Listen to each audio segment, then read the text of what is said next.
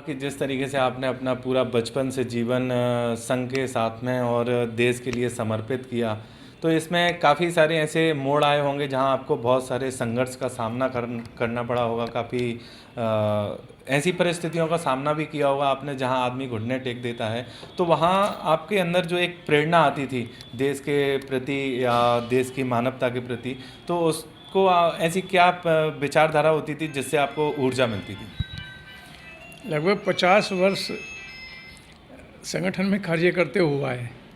मेरे जीवन का सबसे महत्वपूर्ण क्षण रहा जब मैं कश्मीर का प्रभारी था। तो अनंतनाग में हम लोगों ने चिकित्सा शिविर लगाया था। वहाँ आतंकवादियों का अटैक हुआ, गोलियां उन्होंने चलाई, तो मेरी पूरी टीम वहाँ लगी हुई थी। वो नज़ारा जब भी आंखों के सामने आता है तो अंदर से दिल दहल जाता है, क्योंकि जिन लोगों को मैं लेकर के गया था वहाँ पूरे भारत के चिकित्सक बंधु थे। उसमें कुछ नए बच्चे बच्चियाँ भी थी जिन्होंने MBBS करके आए थे, और कुछ अनमेरिड भी थे, शादीशुदा भी थे। तो वो जो वहाँ अटैक हुआ था उस दौरान वो घटना बड़ी भयानक थी, और हम राष्ट्र हित में, देश हित में, कश्मीर की जनता के लिए सहयोग के लिए गए थे। लेकिन वहाँ जो अटैक हुआ था उसमें हमारी हानि नहीं हुई, बच गए थे। उस दौरान 2 आतंकवादी मारे गए थे। लेकिन राष्ट्र प्रेम और राष्ट्र भक्ति और जनमानस की सेवा, वही आत्मबल, तप बल देता है। वही शरीर के अंदर, हमारा क्या, सभी के अंदर होना चाहिए। किसी भी दुखी और मजलूम की सेवाएं हो जाए, और ख़ास तौर से ऐसी स्थिति देख करके कि जहाँ नेचुरल डिजास्टर रहा हो। जैसे नेपाल के अंदर एक बार अर्थक्वेक हुआ था, वहाँ भी टूट गई, इतने सारे मकान टूट गए, काफ़ी लोगों की हानि हुई। तो हम लोग वहाँ सामान लेकर के गए थे। तो वो देख करके कि नहीं, ये इंसान है, हम पर भी इस तरह की आपदा आ सकती है। इसलिए इंसान का कार्य करे, उसके सुख और दुख में सहयोग करे सच्चे मन से, बगैर किसी राजनीतिक भेदभाव को रखते हुए। वो किस पार्टी का है, किस समाज का है, किस धर्म का है, किस आयु का है, किस रंग रूप का है, कितनी बड़ी अमीर है, कितना गरीब है, इन सब चीज़ों को त्याग के सिर्फ ये देखे कि आज ये कष्ट में है, मुझे इसकी क्या मदद करनी चाहिए, बस वो करनी चाहिए। वही हम लोगों के अंदर एक प्रेरणा संघ के द्वारा आई है, और वो शरीर के अंदर कोट कोट के भरी है राष्ट्र प्रेम, उसी के तहत कार्य। जैसा कि अभी देश पूरे काफ़ी समय से 2-2.5 सालों से कोरोना जैसी महामारी से जूझ रहा है। इसमें आयुष मंत्रालय जो चिकित्सा के क्षेत्र में काफ़ी पैथियों के साथ में काम करता है, तो उसकी ऐसी क्या रणनीतियां हैं जिससे कि ऐसी जटिल बीमारियों से सामना कर सके? माननीय मोदी जी के कार्यकाल में राष्ट्र ने उन्नयन का रास्ता तय किया है। पूरे विश्व के अंदर उन्नयन की राह पे गए हैं। लेकिन आयुष मंत्रालय के बारे में राष्ट्र को जानना चाहिए। पूर्व काल में हेल्थ मिनिस्ट्री होती थी, स्वास्थ्य मंत्रालय, लेकिन स्वास्थ्य मंत्रालय को 2 भाग में बांटना। हेल्थ मिनिस्ट्री सिर्फ एलोपैथी का कार्य देखती है, और एलोपैथी को छोड़ के जितनी राष्ट्र की पद्धतियां हैं चिकित्सा की, सभी आयुष मंत्रालय में हैं। आयुष के अंदर यूनानी, नेचुरोपैथी, योगा, होम्योपैथी, सिद्धा चिकित्सा, ये सभी चिकित्सा, आयुर्वेदिक, सभी इसमें है।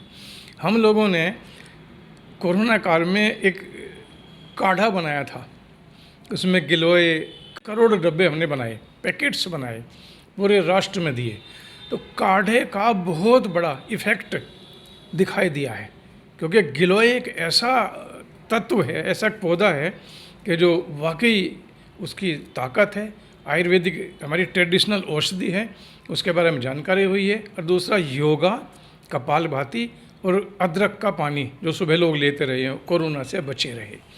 या तो कोरोना अगर हुआ भी है तो इनके सब लेने से उससे बचत हुई है, या जो लोग रूटीन में लेते रहे उनके साथ अगर कोरोना हुआ भी है तो होकर के चला गया, उसको फील भी नहीं हुआ। इसलिए अपनी ट्रेडिशनल खान पीन, या उनको औषधि कह सकते हैं, जितनी भी माताएं बहनाएं घरों में खाना बनाती हैं, किचन में जब सब्जी वो उबालती हैं, काली मिर्च डालती हैं, अदरक डालती हैं, हरी मिर्च डालती हैं, प्याज डालती हैं, गरम मसाला डालती हैं, यही तो औषधि हैं, यही तो औषधि हैं। इसलिए आज मैं राष्ट्र को आपके चैनल से ये बात मैं और कहना चाहूँगा, फास्ट फूड से बचना चाहिए। गौमूत्र, काऊ डंग से बनी हुई चीज़ें घर में हों, देसी गाय का सेवन हो, जिस गाय के ऊपर हम्प होता है लोकल, जो ट्रेडिशनल काउज हैं राष्ट्र के अंदर अलग अलग राज्यों की, वो औषधि हैं। गाय को किसी धर्म से जोड़ के चलना अच्छी बात नहीं है। आज गाय को सनातन धर्म से जोड़ा, हिंदुओं से जोड़ा। अगर कोई मेरा मुस्लिम भाई गाय पाल के दूध पिए तो कौन रोक सकता है राष्ट्र के अंदर। गाय माता औषधि का पर्याय है, धर्म का नहीं। इसलिए गौमूत्र का यूज होना चाहिए। उसकी तरह तरह की दवाइयाँ बनने लगी और आज काऊ डंक से लक्ष्मी गणेश के चित्र बनने लगे, पेंट बनने लगी, लकड़ियाँ बनने लगी, तरह तरह के पलकब खड़े किए हैं। इससे माननीय प्रधानमंत्री जी का आत्मनिर्भरता स्वावलंबन का जो सपना है वो भी पूरा हो जाएगा ग्रामीण अंचल में। नमस्कार, सक्षम न्यूज इंडिया में आपका स्वागत है। आज हमारे साथ जुड़े हुए हैं आयुष मंत्रालय के सदस्य और संघ प्रचारक डॉक्टर दिनेश उपाध्याय जी। उपाध्याय जी, आपका स्वागत है हमारे चैनल में। जी आभार जी। उपाध्याय जी, मैं जानना चाहूँगा कि किस तरीके से आपका जो राजनीतिक कैरियर या संघ प्रचारक का जो कैरियर स्टार्ट हुआ, तो इसमें आपको क्या प्रेरणा मिली जिससे कि आपने संघ प्रचारक और संघ को ज्वाइन करने का जो आपका ख्याल रहा वो किस तरीके से रहा? 16 दिसंबर 1971 को बांग्लादेश का निर्माण हुआ और बांग्लादेश का जब ये जंग चल रही थी उस दौरान भारत के अंदर प्रधानमंत्री माननीय इंदिरा गांधी जी थी।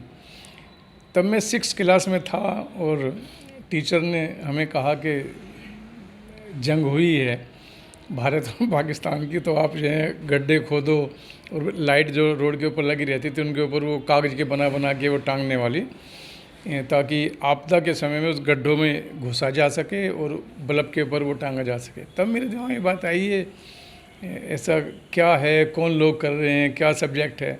तो मुझे टीचरों ने बताया कि ये पाकिस्तान का और हिंदुस्तान का झगड़ा है। तो मेरे मन में एक बात आई कि ये सब होना नहीं चाहिए, इस तरह की सबको जियो और जीने दो की बात होनी चाहिए, वसुधैव कुटुंबकम होना चाहिए। तभी मेरे ये सोचा कि संघ में मुझे जाना चाहिए। मैं शाखा में जाना स्टार्ट किया 1972 में। अभी जो ज़िला है शामली, तब वो ज़िला मुजफ्फरनगर होता था उत्तर प्रदेश के अंदर। तो मैं शामली के अंदर शाखा में जाना स्टार्ट